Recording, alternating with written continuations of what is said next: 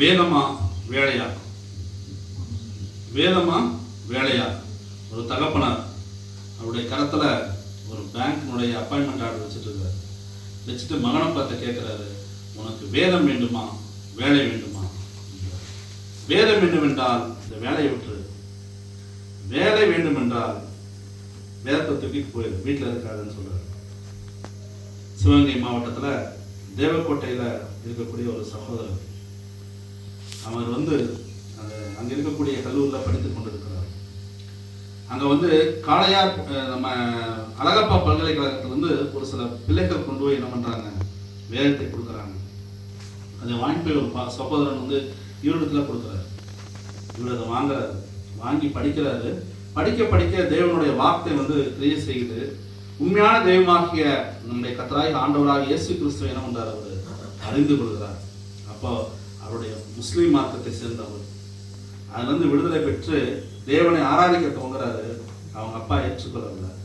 அப்படி படிச்சு முடிக்கும் போது தான் என்ன ஆகுதுன்னா, சேவகன் பாண்டியன் கல்லூரியில் படிச்சு முடிச்சுட்டு அவர் வேலைக்கு போகும்போது மதுரையில் தல்லாகுளத்தில் இருக்கக்கூடிய SBI bank, State Bank of India, அதில் அவருக்கு வேலை கிடைக்குது. அந்த ஆர்டர் வந்துட்டு தான் அவங்க அப்பா கேட்குறாரு, உனக்கு வேதம் வேண்டுமா வேலை வேண்டுமான்றார். இவருக்கு போராட்டம். ஆனால் உண்மையான தெய்வமாக கர்த்தரை அறிந்து கொண்டோம்னா என்ன பண்ணக்கூடாது, அவர் பின்வாங்கக்கூடாதுன்ட்டு எனக்கு வேலை வேண்டியதில்லை, வேலை மட்டும் போதும் தூக்கிட்டு கிளம்புறாரு. அவங்க அப்பா அந்த வேலைக்கான ஆர்டரை என்ன பண்றாரு, கிளிக்கு கீழே வீசுறாரு. அந்த சகோதரனுடைய பெயர் அப்துல் கலாம் ஆசாத். அப்துல் கலாம் ஆசாத் ஒரு ஆலயத்தில் திருமணம் நடைபெற்றுக் கொண்டிருக்கிறது. மாப்பிள்ளை பேர் பார்த்தீங்கன்னா வில்லியம்ஸ், கிறிஸ்தவர். அந்த மணமகளுடைய பெயர் சங்கரி. அவர் இந்த குடும்பத்திலிருந்து வந்தவர். அதை நடத்துறது யாருன்னு கேட்டீங்கன்னா இந்த அப்துல் கலாம் ஆசாத் தான் நடத்துறாரு. அந்த வீட்டிலேருந்து வெளியே போன சகோதரர் அவருடைய நண்பர்கள் மூலமா என்ன பண்றாரு, சென்னைக்கு சென்று இந்துஸ்தான் கல்லூரியில வேதத்தை படித்துக் கொண்டு பாஸ்டராக வராரு. அவருடைய பேர் என்ன தெரியுமா, ஹட்சன் டெய்லர். ஹட்சன் டெய்லராக மாறி இன்றும் அந்த ஊழியத்தை நிறைவேற்றிக் கொண்டிருக்கிறார். நாங்கள் கடந்த வாரத்தில் கூட அவர் இடத்துல பேசணும். வேதம் கையில யார் கையில போய் கேட்டாலும் என்ன இருக்கும், அது அவர்களை தேவனுக்கு நேராக திருப்பம். ஏன்னா அந்த வார்த்தை என்ன வார்த்தை, அது கர்த்தருடைய வார்த்தை, ஜீவனுள்ள வார்த்தை. நீங்க ஒரு கையில போட்டு எத்தனையோ புக்கு கொடுக்கலாம், பக்கம் பக்கமா படிக்கலாம், ஆனா அதுல என்ன இருக்காது, ஜீவன் இருக்காதனால எந்த விதமான விளைவும் ஏற்படுத்தாது. புக்கை படிக்கலாம், கொஞ்ச நேரத்துக்கு அது இருக்கும். ஆனா தேவனுடைய வார்த்தை எப்படி, ஒரே ஒரு வார்த்தை போதும். ஒரு வார்த்தை சொல்லும் கர்த்தாவே, என்ன வேலைக்காரன் சொஸ்தமாவான். ஒரு வார்த்தை போதும். 1898ஆம் ஆண்டு அமெரிக்க தேசத்துல ஒரு விடுதியில 2 சகோதரர் இருக்கிறாங்க. அப்போலாம் இந்த மாதிரி விடுதிகளெல்லாம் ஃபெசிலிட்டிஸ் கிடையாது. அப்போ ஒரு சகோதரன் போய் எங்க இருக்கும்போது அவர் சொல்றாரு, நான் எங்க அம்மாவுக்கு வாக்கு கொடுத்துருக்கேன், ஒவ்வொரு நாளும் என்ன பண்ணுவேன், ஜெபித்து விட்டு தான் படுப்பேன், அதனால உங்களுக்கு டிஸ்டர்பன்ஸா இருக்கான்னு கேட்கும்போது அவர் சொல்றாரு, நானும் ரட்சிக்கப்பட்ட ஒரு பையனான்னு சொல்லிட்டு 2 பேரும் என்ன பண்றாங்க, ஜெபம் பண்றாங்க. 1898ஆம் ஆண்டு நடைபெற்ற ஒரு ஜெபம் பண்ணும்போது தேவன் அவர்களிடத்துல ஒரு விதையை ஊன்றுகிறார், ஒரு ஊழியத்தை ஆரம்பிக்கும்படி. இதே போல எத்தனையோ விடுதிக்கு வராங்கல்ல, அந்த விடுதியில வர மக்களுக்கெல்லாம் பைபிள் அப்பெல்லாம் சுலபமா கிடைக்காத ஒரு காலம். அந்த வேதாகமத்தை விநியோகிக்கிற ஒரு ஊழியத்தை நடத்துவோம், ஒவ்வொரு விடுதியிலையும் இதை கொண்டு போய் வேதாகமத்தை வைப்போம் அப்படின்னு சொல்லிட்டு அவர் ஆரம்பிச்சுட்டு அந்த அமெரிக்க தேசம் முழுவதுமாய் ஒரு அறிக்கை கொடுக்குறாங்க. கிட்டத்தட்ட 350 பேருக்கு மேல கொடுக்குறாங்க. யாரெல்லாம் எங்களோட இணைந்து கொள்கிறீங்க, எத்தனை பேர் வந்திருப்பாங்க, எத்தனை வந்திருப்பான்னு பாக்குறீங்க? ஒரே ஒரு சபதம் வந்தார். 1899ஆம் ஆண்டு 3 சபையில் ஆரம்பிக்கப்பட்டதா அந்த கிரியர் ஊழியம். இந்த 125 ஆண்டுகளாக உலகம் முழுவதும் கிட்டத்தட்ட 199 நாடுகளில் செயல்பட்டுக் கொண்டிருக்கிறது. 199 நாடுகளில் செயல்பட்டுக் கொண்டிருக்கிறது. Praise the Lord. அற்பமாக ஆரம்பிக்கப்பட்ட ஒரு ஊழியம் தான் இன்று இவ்வளவு நாட்கள் நடைபெற்றுக் கொண்டிருக்கிறது. இதுக்கு யார் ஓனர்னு பார்த்தீங்கன்னா, யார் ஓனர்? ஆண்டவராக இயேசு கிறிஸ்து தான் ஓனர். யாருமே சொந்தமான யாருமே கிடையாது. ஊழியத்துல முழு நேர பணியாளர் யாருமே கிடையாது. அப்ப எப்படி இந்த ஊழியம் நடைபெற்றுக் கொண்டிருக்கிறது? எங்களை போல வாலண்டியர்ஸ் தான். நாங்கள் உலக பிரகாரமான பணி தான் செஞ்சுட்டு இருக்கோம். அது சகோதரன் LG கேள்விப்பட்டிருப்பீங்க, கோயம்புத்தூர்ல ஒரு புகழ்பெற்ற ஒரு நிறுவனம். அதில் வந்து அசிஸ்டன்ட் ஜெனரல் மேனேஜராக இருக்கிறார். நான் ஒரு அரசு பணியில் இருக்கேன். அவர் தோழர், அவர் வந்து இங்கே இருக்கிறார், உங்களுக்கு தெரியும். ஒவ்வொருத்தரும் அவங்களுடைய பணியை நாங்கள் செய்து கொண்டிருக்கிறோம். என்னுடைய விடுமுறை நாட்களையும் என்னுடைய லெசர் பீரியட் என்ன பண்ணுறோம், தேவனுக்காக இந்த ஊழியத்தை நிறைவேற்றி கொண்டிருக்கிறோம். எதற்காக? இங்கே வசனம் போட்டிருக்கீங்களா, என்னது? கர்த்தர் நல்லவர் என்பதை ருசித்து பாருங்கள். கர்த்தர் நல்லவர் என்பதை ருசித்து பார்த்ததுனால என்ன பண்றோம், அந்த ஊழியத்தை செய்யணும். கடவுள் இந்த இடத்தை விட்டு கடந்து போகும்போது கடைசியா சொன்ன வார்த்தை என்ன? மத்திய கடைசி அதிகாரத்தில் நம்ம வாசிக்கலாமே. கடைசி அதிகாரம் கடைசி 2 வசனம் வாசிக்கலாம் சீக்கிரம். நான் உங்களுக்கு கட்டளையிட்ட யாவையும் அவர்கள் கைக்கொள்ளும்படி அவர்களுக்கு உபதேசம் பண்ணுங்கள். இதோ உலகத்தின் முடிவு பரியந்தம் சகல நாட்களிலும் நான் உங்களுடனே கூட இருக்கின்றேன் என்றார். சகலத்தையும் போய் என்ன பண்ணணும், நம்ம வந்து எல்லாத்தையும் சகல சிருஷ்டிக்கும் நம்ம சுவிசேஷத்தை அறிவிக்க வேண்டியது நம்ம மேல இருந்த கடமையாக இருக்கிறது. அப்ப இந்த சுவிசேஷத்தை அறிவிக்கணும். உலகத்தின் முடிவு எப்போ வரும்? சுவிசேஷம் உலகம் முழுசும் அறிவிக்கப்படும். வெறும் பாஸ்டர் மாறும் ரெவரண்ட் மாறுமே அறிவிக்க முடியுமா? இப்ப நம்ம பக்கத்துல இருக்கிற ஆத்துமாக்களை யார் அறிவிப்பா? நம்ம அறிவிக்க வேண்டியது. அதனால இந்த நாட்கள் வந்து நாட்கள் மிகவும் குறைவான நாட்கள் தான் நம்ம கையில இருக்கு. நீங்க இந்த வால்பாறைக்கு எத்தனை பேர் ஜெபம் பண்றீங்க? ஒருவேளை முதல்ல வந்து நிறைய மக்கள் வந்திருப்பாங்க. இன்னைக்கு ஆலயங்கள் எல்லாம் மக்கள் இல்லை. ஏன்? எல்லாரும் ரிட்டையர்ட் கிலோ போறாங்க நீங்க எல்லாம் வருத்தப்பட்டு கொண்டிருக்கிறீர்கள். அந்த வருத்தம் உண்மையான வருத்தமா? உண்மையா? ஒருவேளை இங்கிருந்து மக்கள் கடந்து போயிருக்கலாம். ஆனா ஆத்துமாக்கள் வந்து எங்கிருந்து வராங்க? ஜார்க்கண்ட்ல இருந்தும் அஸ்ஸாம்ல இருந்தும் வந்துட்டு இருக்காங்க. அப்ப இன்னைக்கு பாஸ்டர்மாரெல்லாம் என்ன பண்ணணும்? ஹிந்தி படிக்கணும், அஸ்ஸாமி படிக்கணும், பெங்காலி படிக்கணும். ஆலயங்கள் வந்து வெறும் தமிழ் ஆராதனை மட்டும் நடத்தக்கூடிய அவசியம் இருக்கு. ஆனால் அந்த ஆராதனை நடத்த வேண்டிய அவசியம் நமக்கு இருக்கிறது. அப்ப அந்த ஆத்துமாக்கள் யார் விலை கொடுக்கணும்? நம்ம தான் அவங்களுக்கு பொறுப்பு. நம்ம ருசித்து பார்த்த நாம் என்ன பண்ணணும் சொல்லணும். அதுக்காகத்தான் நாங்கள் சுமந்து வேதங்களை சுமந்து கொண்டு என்னுடைய விடுமுறை நாட்களை ஒவ்வொரு இடத்துல வரோம். இந்த ஊழியம் 1899ஆம் ஆண்டு ஆரம்பிக்கப்பட்டதுன்னு சொல்றோம். 125 ஆண்டுகளாக நடைபெற்றுக் கொண்டிருக்குன்னு சொல்றோம். இன்னும் கர்த்தர் வரும் வரைக்கும் என்ன ஆகும்? இந்த ஊழியம் நடைபெற்றுக் கொண்டிருக்கும். யார் மூலமாக இந்த ஊழியம் நடைபெறுகிறது? யார் மூலமாக நடைபெறுகிறதுன்னு பார்த்தீங்கன்னா, இப்போ நாங்கள் வாலண்டியர்ஸை நாங்கள் ஒர்க் பண்ணுறோம். இதற்கு காணிக்கை கொடுப்பது யார்? உங்களை போன்ற ஆலயத்து மக்கள், விசுவாசிகள் தான். வேற யார்த்தையும் காணிக்கை வாங்குறது கிடையாது, வேற எதுவும் வாங்குறது. பிதா குமாரன் பரிசுத்த ஆவி நாமத்தினால யாரெல்லாம் ஞானஸ்தானம் கேட்டோம்னா அவங்க மட்டும்தான் இதுக்கு வந்து ஸ்பான்சர் பண்ண முடியும். நம்ம வெளியே போய் கேட்டோம்னா எத்தனையோ கோடிக்கணக்கான ரூபாய் வந்து நம்ம கைக்கு வந்து சேரும். நமக்கு அது தேவையில்லை. யார் கொடுக்கணும்? ஆலயங்கள் தான் கொடுக்கணும். ஆலயத்தினுடைய நீட்டப்பட்ட கரங்களாக தான் என்ன பண்ணுது இந்த ஊழியம் நடைபெற்றுக் கொண்டிருக்கிறது. அப்ப நான் உங்ககிட்ட வேண்டுகோள் என்ன வைக்கிறோம் அப்படின்னா, எத்தனையோ ஊழியர்களுக்காக ஜெபம் பண்றீங்க, எத்தனையோ ஊழியர்களுக்காக ஜெபம் பண்றீங்க, எத்தனையோ ஊழியர்களுக்காக கொடுக்குறீங்க. ஒவ்வொரு நாளும் டெய்லி 1 நிமிஷமாவது என்ன பண்ணுங்க, இந்த ஊழியத்துக்காகவும் ஜெபம் பண்ணுங்க. இந்த மாதிரி நீங்க வேதத்தை நீங்க நிறைய பேர் பார்த்துருப்பீங்க, வேதாகமம் பார்த்துருப்பீங்க. இதுதான் நாங்கள் கொடுக்கக்கூடிய வேதாகமம். உலகம் முழுசு 109 மொழிகள் இது வழங்கப்படுகிறது. இந்திய தேசத்தில் மட்டும் 25 மொழிகள்ல வழங்கப்படுகிறது. அசாமியெல்லாம் இங்கே வாங்குறோம். இப்போ இவங்கெல்லாம் வாங்குறாங்க. அசாமி வேதாகமம் தான் வாங்கிட்டு இருக்காங்க. எதுக்காக? அந்த மக்களுக்கும் அந்த வேதம் கொண்டு சேர்த்தணும் அப்படின்றக்காக வேண்டி கொண்டிருக்கிறோம். அன்பான பிள்ளைகளை, இதனுடைய விலை எவ்வளோ தெரியுமா? 50 ரூபா. அச்சடிப்பதற்கு தேவையான பணம் 50 ரூபா. நம்ம ஒரு கடைக்கு போகிறோம், டீ கடைக்கு போகிறோம். ஒரு டீ பண்ணு சாப்பிட்டீங்க எல்லாம் இருக்குது. 2 பேர் போனீங்கன்னா 100 ரூபா ஆயிடுது. அப்போ ஒருத்தர் போனீங்கன்னா 50 ரூபா ஆயிடுது. இதனுடைய விலையும் 50 ரூபா தான். இந்த உலகம் முழுசும் ஒரு ஆத்மானோட விலை கடவுள் எவ்வளவு சொல்றாரு? விலையேற பெற்றது. அது விலை வந்து எப்படி சொல்றாரு? உலகம் முழுசையும் ஆதாயப்படுத்தினாலும் ஜீவனை நஷ்டப்படுத்தினா லாபம் என்ன? அப்புறம் ஆத்மானோட விலை எவ்வளவு? இந்த உலகத்துல இருக்கக்கூடிய அத்தனை செல்வங்களையும் நீங்க சேர்த்துங்க. நீங்க வெளியில போங்க, எத்தனை ஜுவல்லரி இருக்கு, அதுல இருக்கிற தங்கத்தெல்லாம் சேர்த்துங்க. எவ்வளவு கோடி நமக்கு வந்து சேர்ந்து ஒரு வீதியில மட்டும்.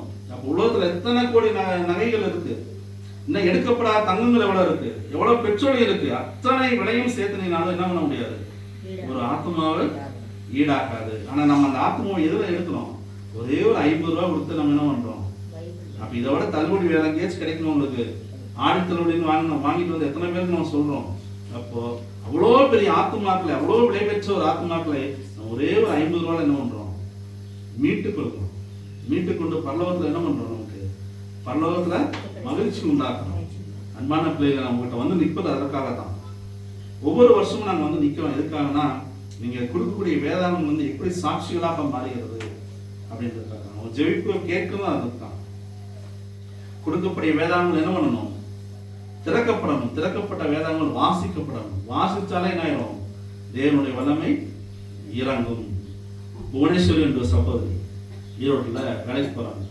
வேலைக்கு போயிட்டு மதியான நேரத்தில் வீட்டுக்கு வராங்க சாப்பிட்றதுக்கு. சாப்பிட வரும்போது அந்த பக்கம் நிற்கிற ஒரு பையன், அவனோட பையன் வந்து ஓடி வரான். அம்மாவை பார்த்தவங்க இருசக்கர வாகனம் நிறுத்தணும்னா ஓடி வரும்போது வேகமாக வந்து ஒரு இருசக்கர வாகனம் என்ன பண்ணிடுது, அந்த பையனை அடித்து விடுகிறது. மேலேருந்து கீழே வரும்போது கோமாவாக விழுகிறான். கோயம்புத்தூர்ல கோவை மெடிக்கல் சென்டர் கேள்விப்பட்டிருப்பீங்க.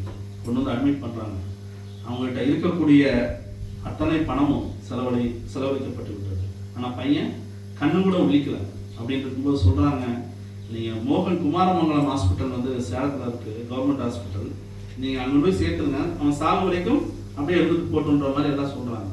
ஒரு பெற்றோருடைய மனநிலை எப்படி இருக்குன்னு யோசித்து பாருங்க. கொண்டு போய் அங்கே வச்சிடறாங்க. இந்த மாதிரி வேதாகங்கள் வந்து பல்வேறு நிறங்களில் கொடுப்போம்.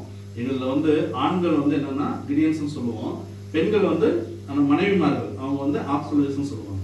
அவங்க என்ன பண்ணுவாங்கன்னா எங்களுக்காக ஜெபத்தில் தாங்குவாங்க. அவங்களுக்கு கொண்டு போய் ஹாஸ்பிட்டல்ஸ் கொண்டு போய் இந்த ஊழியத்தை நிறைவேற்றி கொண்டு இருப்பாங்க. ஒரு வெள்ளை கலர் பைபிள் அவங்க கையில் கொடுப்பாங்க. நம்ம கையில் கொடுத்தோன்னே அந்த பையன் தலைமாட்டு வச்சுட்டு வந்துட்டாங்க. வந்து வெளியே உட்காந்து காத்து கொண்டு இருக்கிறாங்க. போகும்போது பார்த்தீங்கன்னா ஒரு பிணம் அவர்களை கடந்து போயிருது. இந்த அம்மாவுக்கு ஒரு பயம். உடனே அந்த நர்ஸை கூப்பிட்டு கேட்குறாங்க, இது யாருன்னு கேட்கும்போது ஒரு பையனுடைய பெட்டுக்கு பக்கத்தில் படுத்திருந்த ஒரு தாத்தா. என்ன ஆச்சு அவருக்கு அப்படின்னு கேட்கும்போது நல்லா தான் இருந்தார் அப்படின்னு சொல்றாங்க. சொல்லும்போது சொல்றாங்க, 5 நாட்களாக உடம்புலேருந்து என்ன பண்ணல, கழிவுகள் வெளியேறவில்லை, மறுத்து போயிட்டாரு. உங்க பையனுக்கு மீது 5வது நாள் அப்படின்றாங்க. அப்ப என்ன அர்த்தம், இந்த ஒரு நாள் தான் உங்கள் பையன் உயிரோடு இருப்பான் அப்படின்னு அர்த்தம். ஒன்னு என்ன இருக்குது, உங்களுக்கு ஒரு பெற்ற தாயினுடைய மனம் எப்படி இருக்குன்னு யோசிச்சு பாருங்க. அழுதுட்டே ஓடுறாங்க. ஓடி போய் புத்தகத்தை அவங்க கையில அங்கே வச்சிருக்கிற வேதாகமத்தை எடுத்து வாசிக்கிறாங்க.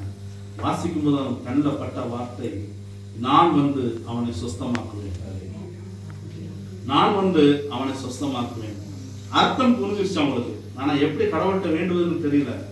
உடனே என்ன பண்றாங்க, அவங்க கண்ணை மூடி கதறாங்க, கடவுளே நீங்க இருந்து உண்மையான தெய்வமா இருந்தா என் பையனுக்கு சுகம் கொடுங்க. அழுக ரொம்ப நேரம் அழுது ஜெபிக்க என்ன ஆகுதுன்னா, கொஞ்ச நேரத்துல பையனோட கால் அசைய ஆரம்பிக்கிறது. உயிரோடு அவனை கூட்டிட்டு போறாங்க. இன்னும் சாட்சிகளாக வந்து அறிவிச்சு கொண்டிருக்கிறார். அந்த பணம் பார்த்தீங்கன்னா யாரோ ஒருத்தர் 50 ரூபாய் தியாகத்தோடு கொடுத்த ஒரு பணம். யாரோ ஒருத்தர் 50 ரூபாய் கொடுத்த பணம். அதன் மூலமாக அச்சடிக்கப்பட்ட வேதாகம். யாரோ ஒருத்தர் எங்களை போன்ற ஒரு சகோதரர் போய் அங்க போறாங்க, அவங்க கொண்டு போய் கொடுத்த பணம். அதன் மூலமாக அந்த ஆத்மா ரட்சிக்கப்படுகிறது. ஒரு ஆத்மா ரட்சிக்கப்படும் போது அந்த சந்ததி என்ன ஆயிடுது, தேவனுக்கு நேராயிருக்கிறது. நமக்கு அப்படித்தான் இருந்திருப்போம். நம்ம முன்னோர்கள் எப்படி இருந்திருப்பாங்க. யாரோ ஒருத்தர் ஒரு சுவிசேஷத்தை சுமந்து கொண்டு சொன்னதால தான் நம்ம என்ன பண்ண இன்னைக்கு தேவன் உண்மையான தெய்வமாக அறிந்து கொண்டு பேசும் தெய்வத்தை அறிந்து கொண்டு நம்ம இருக்கோம். எத்தனை துக்கமா இருக்கீங்க, ஒரு சொந்த அல்லோட சொல்லுங்க பார்க்கலாம், யாருமே இல்லை. அப்ப அந்த மகிழ்ச்சி நம்ம என்ன பண்ணணும், மற்றவன்கிட்ட பகிர்ந்துக்கணுமா. நீங்க ஒரு துணி கம்மியான விலையில வாங்க, எல்லாத்துலயுமே சொல்றீங்களா அந்த கடையில போய் வாங்குங்க, சீப்பான ரேட்ல கிடைக்கும். கடவுளை நம்ம அறிந்து கொண்ட நாம் கடவுளை எத்தனை பேர் அறிவிக்கிறோம்னு சொல்லுங்க. ஒருவேளை ஆத்மாவை ரட்சிப்பது வந்து ஞானவான்கள் நம்ம படிக்கிறோம். ஏதோ ஒரு வகையில ஆத்மாக்களை தேவன் ரட்சிக்க வல்லவராக இருக்கிறார். இன்னைக்கு ஒரு ஆத்மாவை குறித்திருக்கிறாருன்னா குறித்த நாள்ல அவங்க வந்துருவாங்க, பரலோகம் வந்துருவாங்க. நம்மளும் பரலோகம் போயிடணும்னு நம்பிக்கை எல்லாத்துக்கும் இருக்கு. அப்ப அங்க போய் பார்க்கும்போது அவங்கள பார்க்கும்போது நம்ம எப்படி நினைப்போம்னு யோசிச்சு பாருங்க. முன்னாடி ஃபேஸ் பண்ணும்போது இத்தனை நாட்கள் உங்களோட இருந்த ஒரு முறையாவது கடவுளை பற்றி என்ன தெரிவிச்சாயா, எவ்வளவு நாள் எத்தனை விஷயம் நம்ம பேசியிருப்போம், இத்தனை கதை மணிக்கணக்காக பேசியிருக்கோம்ல. ஒரு தடவையா அந்த கடவுளுடைய வார்த்தை என்கிட்ட சொல்லியான்னு கேட்கும்போது நான் முகத்தை எங்கே வைத்துக்கணும்னு யோசித்து பாருங்க. அதனால இன்று வந்து நம்ம சுவிசேஷத்தை சொல்வதை ஆரம்பிப்போம். உங்களை நம்பி தான் நாங்கள் இந்த ஊழியம் நடைபெற்றுக் கொண்டிருக்கிறது.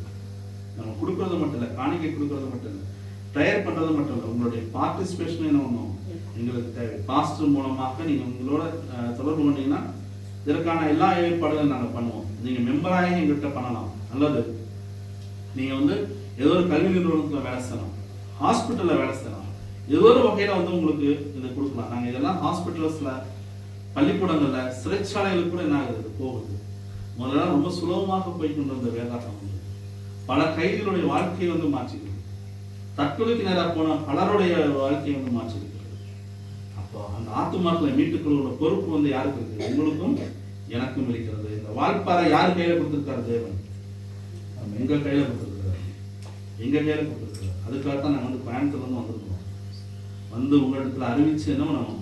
இந்த வாழ்ப்பாறை மலைநாட்டை சுதந்திரத்துக் கொள்ள மலைநாட்டை கொடுங்கன்னு யார் கேட்டா? கேலர் கேட்டான். நான் போய் சேர்ந்த தேசம், அதனால அந்த தேசத்தை எனக்கு கொடுங்க, சுதந்திரத்துக் கொள்ளணும்னு கேட்டான். அதே போல நம்ம ஒவ்வொருத்தரும் கேட்க வேண்டிய வேலை என்ன? கடவுள்கிட்ட இந்த தேசத்தை சுதந்திரத்துக் கொள்ளக்கூடிய பொறுப்பை எங்களுக்கு கொடுங்க. நம்ம மட்டும் பரலோகம் சென்று போனால் பத்தாது. ஒவ்வொரு வார்த்தையும் தேவனுடைய வார்த்தையை நம்ம கொடுத்தோம்னாலே போதும். விதைக்கிற பணி மட்டும் நம்ம செஞ்சோம்னா போதும். விளைச்சல் யார்? ஆண்டவராக இயேசு கிறிஸ்து. விதைக்கிற பணியை மட்டும் நம்ம போனோம்னா போதும். அப்போலோ பவுல் நட்டார், அப்போலோ நீர்ப்பாய்ச்சினா, விளைச்சல் யார்? தேவன். அப்ப அந்த விதைக்கிற பணி நம்ம செஞ்சோம்னாலே போதும். ஒரே ஒரு வார்த்தை மத்தியில பட்டாலே என்ன ஆயிடும்? தேவன் அதை மீட்டுக் கொள்வதற்கு அவர் வல்லமையுள்ளவராக இருக்கிறார். வட இந்தியால இதே போல ஒரு ஆலயம், ஒரு பாஸ்டர் வந்து அழுது கொண்டு பிரசங்கம் பண்ணி கொண்டிருக்கிறார். அப்ப என்னன்னு கேட்கும்போது வயதான ஒரு பாஸ்டர், அப்ப கடந்து போனவங்க கேட்கிறாங்க, எதுக்காக அழுகிறேன்னு சொல்லிட்டு அவர் சாட்சி சொல்றாரு. நான் இதே ஊர் வழியா பல நாட்கள் நான் போயிருக்கேன், பல நாட்கள் ஊழியத்தை நிறைவேற்றிட்டு இருக்கேன். வயதான காலத்தினால என்னால ஊழியத்தை நிறைவேற்ற முடியல. நான் இப்ப என்ன பண்ணுவேன்னா, இந்த மாதிரி வேதாகங்களை சுமந்து கொண்டு ட்ரெயின்ல ஏறுவேன், அந்த ஸ்டேஷன் இந்த ஸ்டேஷன்ல வருவேன், மறுபடியும் கொடுத்துட்டு போவேன். ஒரு நாள் இதே வழியில கடந்து போகும்போது ஒரு முரட்டு மனிதன் வந்து என்ன பண்ணான், என்கிட்ட இருந்த வேதாகங்களை கிழித்து ரயில்வே ட்ராக்ல தூக்கி வீசிட்டு போயிட்டான். அது எனக்கு ஞாபகம் வருகிறது, அதனால தான் என்ன பண்றேன், அழுகிறேன்னு சொல்றாரு. உடனே பாஸ்டர், சர்ச் நடத்தி கொண்டு இருந்த பாஸ்டர், ஒரு நிமிஷம் நில்லுங்கன்னு சொல்லிட்டு ஒரு மனிதனை கொண்டு வந்து அந்த இடத்துல இருக்கிறார். அப்போ எல்லாரும் பார்க்க, அவனுடைய கண்கள் வந்து அவனை நோக்கி பார்க்குறது, எதுக்காக அப்படின்னு. அப்போ அவர் சொல்றாரு, நான் தற்கொலைக்கு நேராக என்ன பண்ணேன், ஒரு நாள் இந்த தண்டவாளத்தில் வந்து படுத்துட்டு இருந்தேன். ட்ரெயின் வருவதற்காக காத்து கொண்டு இருக்கும் பொழுது இந்த மாதிரி ஒரு புத்தகம் வந்து என்ன பண்ணேன், சலசல சத்தம் எனக்கு வந்து தற்கொலைக்கு நேராக போனோம். என் கான்சன்ட்ரேஷன் எல்லாம் என்ன பண்ணிடுச்சு, கெடுத்துருச்சு. அதனால என்ன பண்ண, காத்துல அடிச்சதை திருப்பி வச்சுட்டு மறுபடியும் படுத்தேன். அப்போ என்னால் என்ன பண்ண முடியல, தற்கொலைக்கு அந்த மனசு வந்து போகல. உடனே நான் என்ன பண்ண, எடுத்து படிக்க ஆரம்பிச்சேன். அந்த வார்த்தைகள் வந்து என்ன பண்ணுச்சு, கிரியை செய்தது. பாதி கிழித்து வீசப்பட்டது அந்த வேதாகம். நான் வழியாக கடந்து போகும்போது இந்த ஆலயத்தை பார்த்தேன். இந்த பாஸ்டர்கிட்ட கேட்கும்போது அவர் இன்னும் அதிகமாக அறிவித்தார், இந்த ஆலயத்துல இருந்து நான் ஊழியத்தை நிறைவேற்றி கொண்டிருக்கிறேன்னு சொல்றேன். அன்பான பிள்ளைகளை, முழு வேதாகம் மட்டும் கிடையாது, நீங்க கிழித்து வீசப்பட்ட பைபிள் கூட என்ன ஆகும், ஆத்துமாக்களை கொண்டு வருவதற்கு வல்லமையுள்ளதாக இருக்கும். தற்கொலைக்கு நேராக போன ஒரு குடும்பம், இங்க தற்கொலைக்கு எல்லாம் பாத்தீங்கன்னா எங்க ஊர்ல எல்லாம் என்ன பண்ணுவாங்க, சாணி பொருள் வாங்கி குடிப்பாங்க. 2 பிள்ளைகளுக்கு கலந்து கொடுத்துட்டு இந்த அம்மாவும் குடிச்சு சாவதற்காக ரெடியா இருக்காங்க. எங்கேயோ கிழித்து போடப்பட்ட ஒரு வேதாகமத்துல வந்து அந்த சாணி பொருள் மடிச்சு என்ன பண்றாங்க, ஒரு கடைக்காரர் கொடுத்து எடுத்து பாக்குறாங்க. பார்க்கும்போது வசனம் பேசுது அவங்ககிட்ட, தற்கொலை எண்ணம் மாறி போயிருது. ஒரு சில சாட்சிகள் இல்லை, இத்தனை சாட்சிகள், மேகம் போன்ற திரளான சாட்சிகள் என்ன சொல்லலாம். ஒருவேளை இந்த ஊழியத்தில் நீங்க வந்து நேரடியான சாட்சிகளை பார்ப்பது அரிதாக கூட இருக்கலாம். ஏன் அப்படின்னா, யாரு பணம் கொடுத்தாலும் தெரியாது, அது யாரு கொண்டு போய் கொடுத்தாலும் தெரியாது. ஆத்துமாக்கள் மீட்கப்பட்டு ஆலயங்களில் சேர்க்கப்பட்டு கொண்டிருக்கிறார்கள். நம்ம பரலோகத்துக்கு கடந்து போனோம்னா என்ன ஆகும், அன்னைக்கு கடவுள் நிறுத்துவார் நமக்கு முன்னாடி, நீ கொடுத்த 50 ரூபாய் மூலமாக ரசிக்கப்பட்ட சந்ததியை பாரு. அப்ப அந்த மகிழ்ச்சியோட நம்ம வேற எந்த மகிழ்ச்சி இருக்குமான்னு யோசிப்பாங்க. தேவன் எழுந்து நின்று வரவேற்கிற மகிழ்ச்சி வந்து யாருக்கு கிடைக்கும், ஊழியக்காரராக நமக்கு தான் கிடைக்கும். அந்த ஆத்துமாக்களை மீட்கொள்ள வேண்டிய பொறுப்பும் நம்ம கையில இருக்கு. ஒருவேளை இன்று நம்ம தேவனை அறிந்து கொண்டோம் போதும் அப்படின்னு நினைச்சிட்டு வந்தோம்னா சந்தோஷமா இருக்கிறோம், டெய்லி வந்து ஆராதிக்கிறோம், ஞாயிற்றுக்கிழமை வந்து ஆராதிக்கிறோம், இது மட்டும் இல்லை பிரியமானவர்களே. நமக்கு கொடுக்கப்பட்ட பொறுப்புன்றது, இந்த உலகத்தை ரசிக்க வேண்டிய பொறுப்பு நம்ம கையில இருக்கு. உலகத்தின் முடிவு பரியந்தம் சகல நாட்கள் நம்மளோடு இருக்குன்னு வாக்கு கொடுத்திருக்கிறார். சுவிசேஷம் உலகம் முழுசும் பரவணவர்கள் தான் அவர் வருவதற்கு ஆயத்தம் உள்ளவர்களா இருக்கிறார். வாசப்படையில காத்து கொண்டிருக்கிற நம்ம வாசிக்கிறோம், அதை சொல்றோம் நிறைய இடத்துல. வாசப்படையில என்ன பார்த்துட்டு இருக்காரு, ரட்சிக்கப்படாத அறியப்படாத மக்கள் என்ன இருக்கிறாங்க, அவங்க யார் அறிவிப்பார், நீங்க அறிவிப்பீங்களா, நான் அறிவிப்பேனான்றதான் அவருடைய கண்கள் நோக்கி பார்த்து கொண்டிருக்கிறது. அந்த தேவனுக்கு நம்ம என்ன செய்ய போறோம்ன்றதை யோசித்து பாருங்க. நீங்க இதுக்காக ஜெபிக்கலாம், எங்களோடு சேர்ந்து பங்கெடுக்கலாம். நீங்க ஜெபித்தாலே போதும். நிறைய ஜபங்கள் வந்து வேண்டியதா இருக்கு. எனக்கு கொடுக்குற வேதாகமம் என்ன பண்ணணும், அது வாசிக்கப்பட்டாலே போதும். தற்கொலைக்கு நேராக போன எத்தனை குடும்பங்கள் வந்து ரசிக்கப்பட்டிருக்காங்க. அப்ப ஆத்துமாக்கள் வந்து கடைசி நேரத்தில் அவங்களுக்கு போய் சேருது வசனங்கள். இன்னும் தற்கொலைக்கு நேராக போற எத்தனையோ குடும்பங்களை தடுக்க வேண்டிய பொறுப்பும் நம்ம கையில் இருக்கு. கோயம்புத்தூர்ல வந்து மிகப்பெரிய ஒரு ப்ரேயர் மீட்டிங் நடத்திட்டு ஒரு சகோதரன் கடந்து வர்றாரு. கடந்து வரும்போது அவங்க கல்லூரி தோழி ஒருத்தி வராங்க. ஒருவேளை எல்லாம் இவருக்கு ரொம்ப பெருமை, இவ்வளவு பெரிய மீட்டிங் நடத்தி முடிச்சுட்டு போகும்போது வந்தோன்னு அந்த அம்மா திட்ட ஆரம்பிச்சிடுறாங்க. இவர் தூக்கி வாரி போடுகிறது. நான் கூட இத்தனை நாள் படிச்சுனேன், ஒரு தடவையா அந்த கடவுளை பற்றி இடத்துல சொல்லியிருக்கிறியா அப்படின்னு கேட்குறாரு. அப்போ இவருக்கு வந்து அப்பதான் ஒரு டியூட்டியா ஃபீல் பண்றாரு. ஆனால் கடவுளை அறிந்து கொண்டதுனால என்ன பண்ணேன், எங்க அம்மாவை காப்பாத்திட்டேன் கேன்சர்ல இருந்து. இன்னும் கொஞ்ச நாள் முன்னாடி தெரிஞ்சிருந்தேன் எங்க அப்பாவையும் நான் காப்பாற்றிருப்பேன்ல அப்படின்னு. இந்த போல நம்மகிட்ட கேட்டாங்கன்னா நம்மளுடைய பதில் என்னவா இருக்குன்னு யோசிப்பாங்க. ஏன்னா இன்னிலிருந்து நம்ம ஒரு தீர்மானம் எடுப்போம். இந்த ஆண்டுல நம்ம ஒரு குடும்பத்தையாவது என்ன பண்றோம், ஆலயத்துக்கு கூட்டிட்டு வரணும். இந்த ஆலயம் நிரம்பி வழியணும், பல ஆராதனைகள் நடைபெறணும். நம்முடைய கரத்துல தான் இருக்கிறது. இந்த ஊழியத்திற்காக திறந்து கொடுக்கிற பாஸ்டருக்கு நாங்கள் வந்து நன்றியை தெரிவிக்கிறோம். உங்களோட பிள்ளைகளாக உங்களுடைய காணிக்கை மூலமாக என்ன ஆகுது, இந்த ஊழியம் நடைபெற்றுக் கொண்டு எத்தனையோ பேர் தியாகத்தோடு கொடுக்கக்கூடிய ஊழியர்கள் தான் இருக்கு. அந்த 2 காசு போட்ட விதவி தான் தேவன் பார்த்தார். அதைத்தான் இன்னும் நம்ம பைபிள் எழுதி வச்சிருக்கோம். 2 கோடி ரூபா போட்டவங்க எல்லாம் கூட பைபிளில் கிடையாது. 2 காசு அதை இருக்கிறதை கொடுத்ததை தான் என்ன பண்ணிருக்காரு, தேவன் ஆசீர்வதித்திருக்காரு. ஒருவேளை நம்ம பல நினைக்கலாம், நம்ம கொடுக்கறதுக்கு வசதி இல்லைன்னு கூட நினைக்கலாம். ஆனால் ஒரு 50 ரூபா நம்ம கொடுத்தோம்னால என்ன ஆகும், ஒரு சந்ததி தேவனுக்கு நேரம் இருக்கும். ஒரு டீ காசு, டீ பண்ணு சாப்பிட்டோம்னா என்ன காசு வரும், அதன் மூலமாக நம்ம ஆத்மாவை ரசிப்பதற்கு, ஒரு சந்ததியை தேவனுக்கு ரசிப்பதற்கு மிகப்பெரிய வாய்ப்பை தேவன் நமக்கு கொடுத்துருக்கிறார். அந்த அழைப்பை கொடுப்பதற்காக அவங்களுக்கு வந்துடும். இந்த மலைப்பட்டணம், இந்த மலை தேசம் சுதந்திரிப்பது நம்முடைய கரங்களில் இருக்கிறது. அதற்காக நம்ம தொடர்ந்து ஜெபம் பண்ணுவோம். செய்திக்கு நேரம் கடந்து போகலாம். இன்னொரு விஷயம் மட்டும் சொல்றோம், நீங்க கொடுக்கக்கூடிய பணம் அத்தனையுமே என்ன ஆகும், இந்த பைபிள் அச்சடிப்பதற்கு மாத்திரம்தான் செலவழிக்கப்படுகிறது. இப்போ நீங்கள் எல்லாம் எப்படி வந்தீங்க, கோயம்புத்தூர்லாம் செலவு பண்ணிட்டு வந்திருக்கீங்கன்னா, எங்கே நாங்கள் சென்றாலும் என்ன சாப்பிட்டாலும் அதெல்லாமே எங்களுடைய சொந்த பணம் தான். நீங்கள் கொடுக்கக்கூடிய காணிக்கிறது ஒரு பைசா கூட என்ன ஆகாது, இதற்கென்று வராது. அந்த உத்தரவாதத்தை நாங்கள் தரோம். அது ஆத்மாக்களை ரசிப்பதற்காக, இந்த புத்தகம் அச்சடிப்பதற்காக மட்டும்தான் செலவழிக்கப்படுகிறது என்பதை விதத்தில் நாங்கள் உறுதியாக தெரிவித்துக் கொள்வோம். ஒருவேளை நீங்கள் வந்து இவ்வளோ செலவு பண்ணுறீங்களே அப்படின்னா கடவுள் அதை பார்த்துக் கொள்வார். கடவுள் எத்தனையோ எங்களுக்கு ஆசீர்வாதங்கள் கொடுத்துருக்கிறார்கள். ஆனால் அதை பற்றி எங்களுக்கு எந்த விதமான கவலையும் கிடையாது. கிடியன்ஸ் யாருமே எல்லாம் அந்த மாதிரி தான். எத்தனை பேர் கிடியன்ஸ் இருந்தாலும் அவர் சொந்த பணத்தை செலவழித்து அந்த ஊழியத்தை நடத்தி கொண்டு இருக்கிறாங்க. நீங்கள் ஒருவேளை நினைக்காதீங்க, அந்த மாதிரி ஒருவேளை நம்ம கொடுக்குற பணம் இவங்க போயிட்டு எவ்வளோ அச்சடிக்க போகும், அந்த மாதிரி எண்ணம் நமக்கு வேண்டியதில்லை. இன்னைக்கு மட்டும்தான், என்னைக்குனாலும் நீங்கள் கொடுக்கக்கூடிய காணிக்கை அத்தனையுமே ஆகும். பைபிள் வேதாகமங்கள் அச்சடிப்பதற்கு மாத்திரம்தான் செலவழிக்கப்படுகிறது என்ற உத்தரவாதத்தை கொடுக்கிறது. நம்ம வாசிக்கலாம். கண்களை விட ஒரு நிமிஷம் மட்டும் துதி நிமிடத்தில் வாசம் பண்ணுகிற தேவனே, நன்றியோடு துதிக்கலாம் சாமி, ஸ்தோத்திரிக்கிறோம் தேவனே. நீர் முன்குறித்த இந்த நாளில கூட சாமி